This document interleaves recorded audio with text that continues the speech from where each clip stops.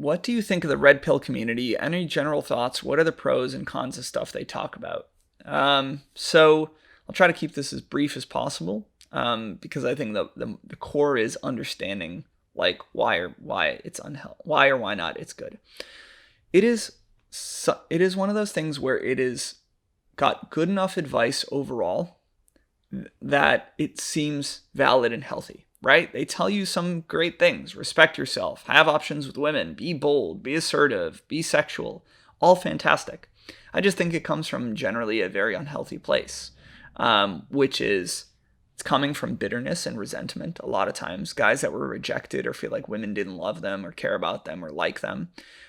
So then they feel like they're doing this to get back at women or to prove that they are good enough and like, basically again, yeah, get back at women.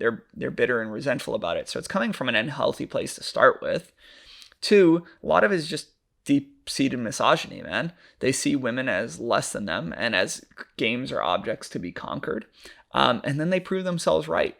They see women as shallow and, always looking for the next best thing. And then, so they therefore treat women like that. They treat them as sexual objects. They don't actually connect with them or respect them. They give shitty behavior. They have toxic communication. So what happens? Either they attract people that are as emotionally hurting and sometimes broken as they are, which perpetuates that cycle. And they're like, see, this woman like also plays games with me and is dramatic and flakes on me and cheated on me.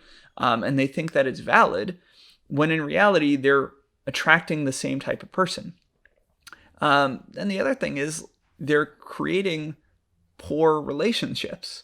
They're becoming adversarial and bitter and resentful.